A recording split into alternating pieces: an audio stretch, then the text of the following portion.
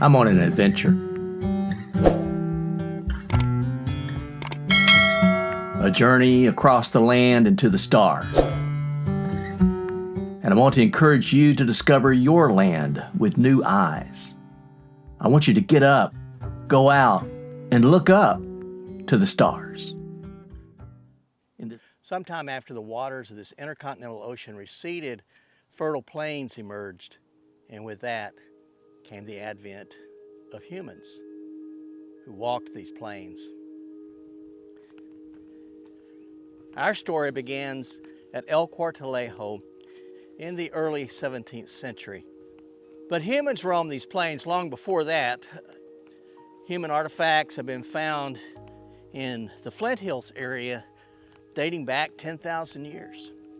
But our story picks up here and extends from El Cuartelejo, the only pueblo found in what's now the state of Kansas, to a site that's 350 miles away in southeast Kansas.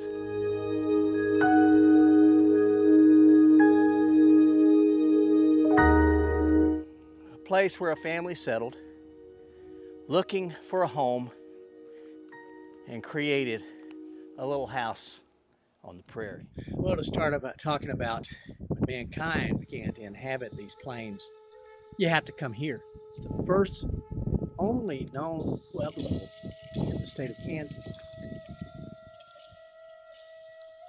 Marker says it was established in 1604, and then the Spanish came through. They thought about making this an outpost, changed their plans. It fell into ruin. When I think of the Chicoans in Chaco Canyon,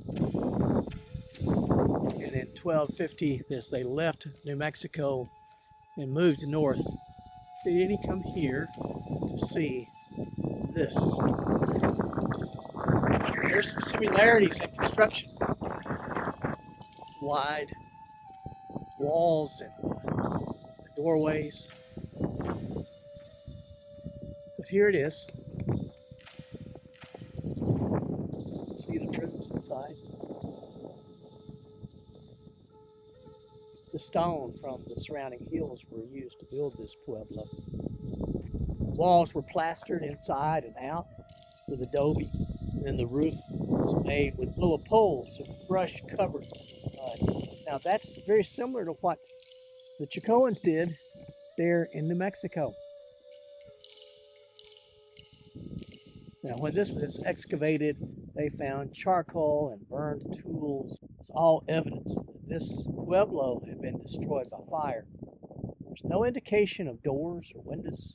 Most of the rooms suggest that the entrance was by ladders through openings in the roof.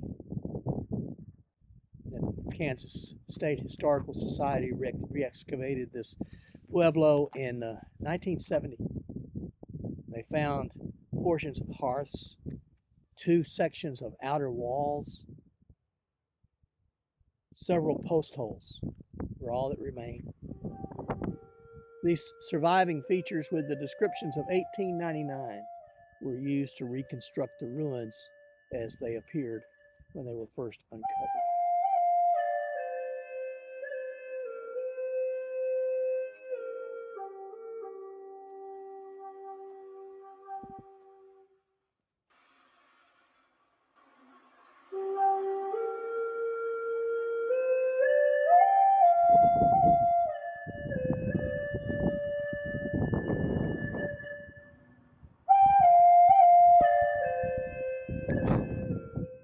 Artist rendering of what it may have looked like. You can see the ladders going up to the roof.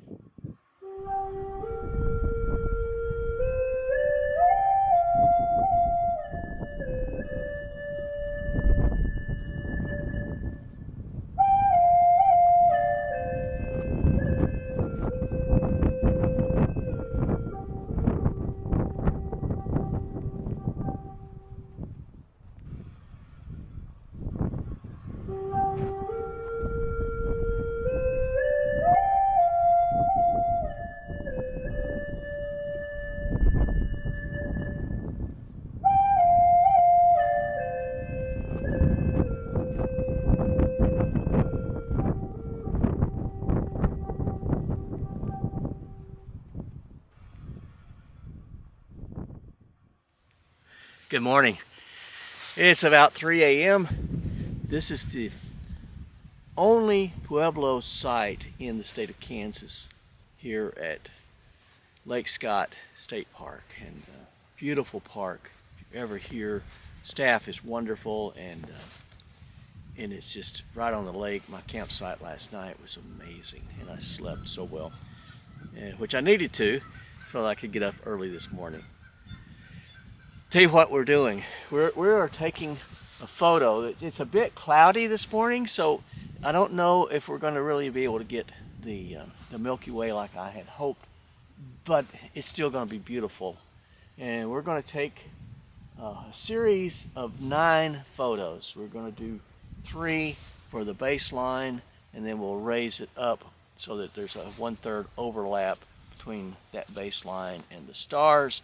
We'll get another 3 of the sky. We'll raise it up one more time so that we make sure that we can get the Milky Way, and we'll do 3 there. And I don't know if we'll be able to pull the Milky Way from through the clouds. I'm hopeful. We won't know that until we get back to the studio and put this in the computer and see where we go. Whatever it is, I'll share it with you.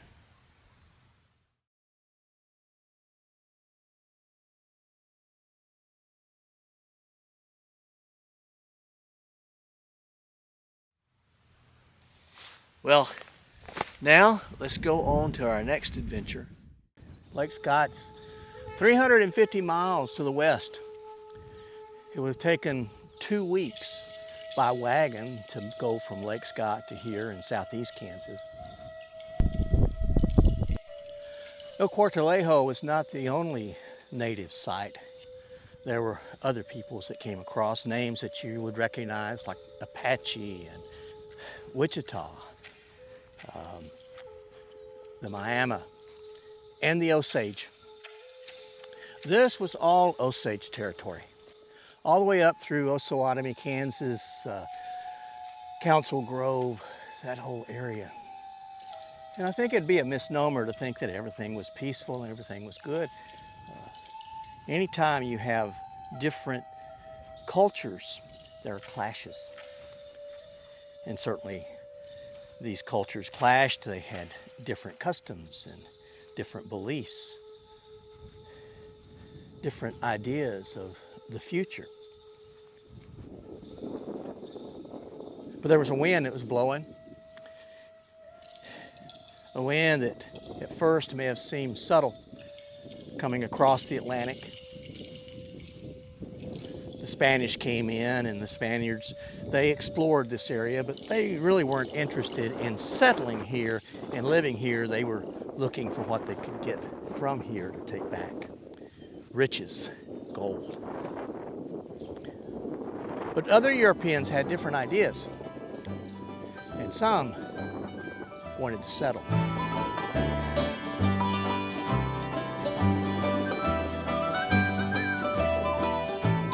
They wanted to expand. They wanted elbow room. They wanted to escape the crowded places of Europe. They wanted to escape the crowded places of the colonies in the east, and so they continued to push west. In 1869, Charles and Caroline Ingalls would move into this area. Charles had always dreamed of having a little house on the prairie. 1869 was before a treaty had been signed with the Osage. So actually, the Ingalls were squatters when they moved into this area. They would raise their family. Their daughter, Laura, loved it so much that she would write a series of books. And later, there would be a television series called Little House on the Prairie. It was challenging to live on the prairie in those days. But these were people with backbone and with dreams, with drive. And this is what continued to come into this area and sweep across this territory of Kansas. And eventually, there would be clashes between the cultures that had been and the cultures that were coming. A storm was brewing.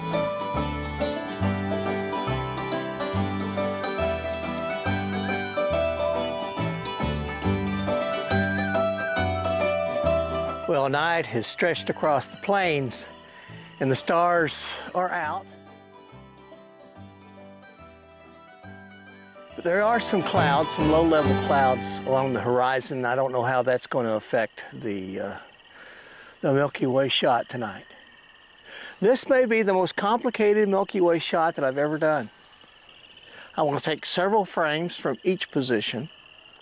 I'm going to do 6 different shots for the foreground. I'm going to come up with my 1/3 overlap and do 6 shots of the sky, one more time, 6 shots, and maybe once more, just to make sure.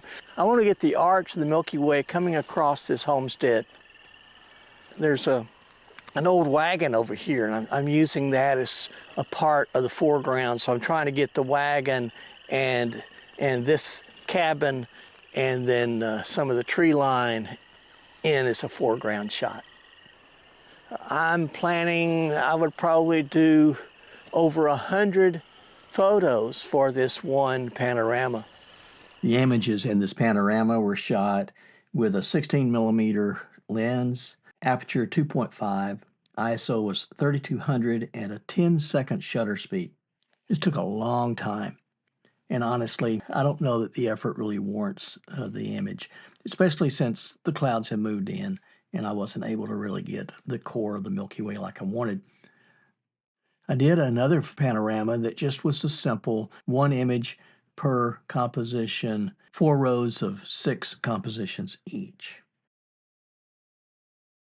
And to be honest, my favorite photo of the night was neither one of these. Depending on what the sky looks like, if the clouds dissipate or if the clouds come in, I'm going to set back and again use the old wagon as sort of a foreground and see if I can get the Milky Way coming over the top of the wagon. It's 3:30 in the morning. About probably feels like maybe high 50s. Well, okay, I'm set up here. I'm right now taking a time lapse just of the stars to get some of the movement of the stars. And let me show you this wagon. This old wagon is just a great foreground. I'm gonna illuminate it from each side and then hopefully get the Milky Way sort of coming up over the top of it. Still some low-level clouds, but I think the core is up high enough that I'll get some of that too. And the ladies here, you know, they asked me if I wanted the bows on the wagon, and they came out and stuck the bows on for me just to give it a little more aesthetic. My favorite photo of the night was a very simple 4-image panorama with the wagon in the foreground. I come to the garden alone while the dew is still on the rose, and the voice I hear falling on. Well, I've got Laura Ingalls here in front of me and sitting on the porch of this old homestead. Again, I want to thank the folks here at Little House on the Prairie Museum for letting me come in here and do this photo shoot. This is one of the amazing historical sites as we go across Kansas. The homestead of Charles Ingalls, and really the birthplace of Laura Ingalls' books of Little House on the Prairie. If you're ever in the area, be sure to stop in, come in, say hi, and support them. These private museums like this are really a passion of the people who own them and run them to try to just preserve this spot of history. And they're well worth showing your appreciation to. The settlers, as they came through, they brought their own standards of law, they brought their own education, and they brought their own faith. Let's look at examples of that as we move across to the stars through difficulties.